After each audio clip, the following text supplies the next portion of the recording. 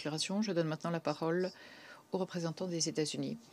Monsieur le Président, lorsque l'on songe à l'histoire de la République démocratique du Congo, la RDC, trop souvent, nous avons été les témoins de violences sans pareil et de cruauté extrême.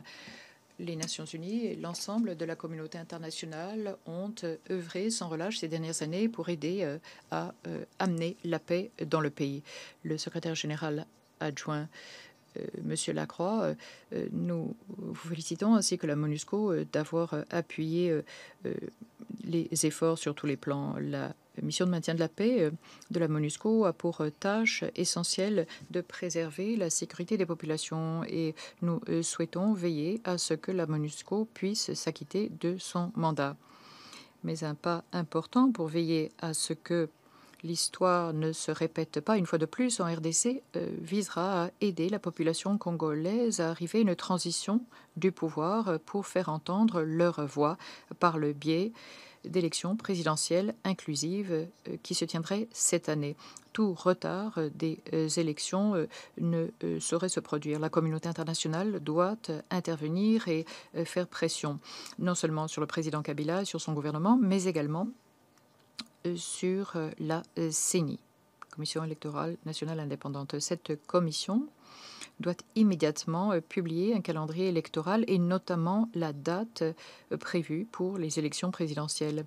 Les États-Unis ont déjà démontré qu'ils restaient prêts à intervenir contre ceux qui retardent et empêchent l'application de l'accord du 31 décembre et des préparatifs à des élections présidentielles crédibles. Nous restons prêts à intervenir à nouveau contre ceux qui empêchent cette transition pacifique de pouvoir. Le Conseil devrait également envisager des sanctions ciblées afin de réduire le niveau de violence en RDC et pour que toutes les parties prenantes interviennent en vue de l'avenir du pays. Ceux qui seront responsables d'empêcher ces progrès de la RDC et ses institutions démocratiques doivent être tenus responsables. Les parties prenantes, pour l'instant, n'ont pas subi les conséquences de cette poursuite de l'instabilité.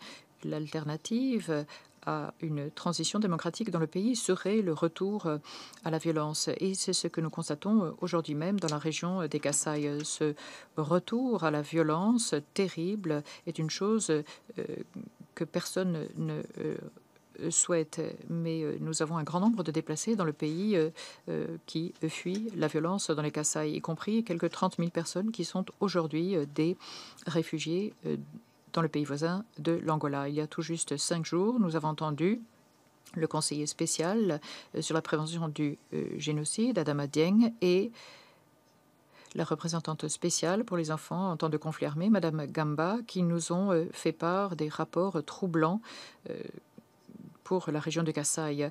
Il y a intensification, élargissement et des centaines, sinon des milliers d'enfants ont été recrutés de force dans les rangs des groupes armés. Nous avons eu des vidéos des militaires de la RDC qui exécutent des enfants qui sont militaires. Il y a des indications d'exécution d'enfants par les FARDC ainsi que des violences commises par ces mêmes forces. Il ne fait aucun doute quant aux auteurs de ces actes violents dans la région du Kasaï et quant à leurs motifs. Dans l'est de la RDC, il y a eu également des heurts violents et de par le pays, il y a eu des prisonniers qui se sont échappés.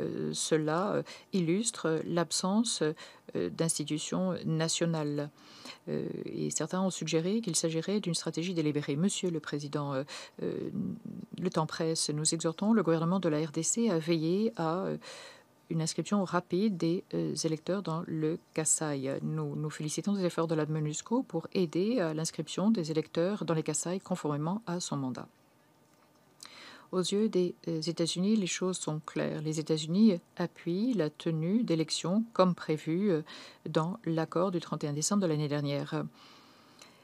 Nous n'avons que peu de temps pour faire pression sur le gouvernement de la RDC pour qu'il respecte ses engagements. C'est une occasion à saisir à présent. Nous savons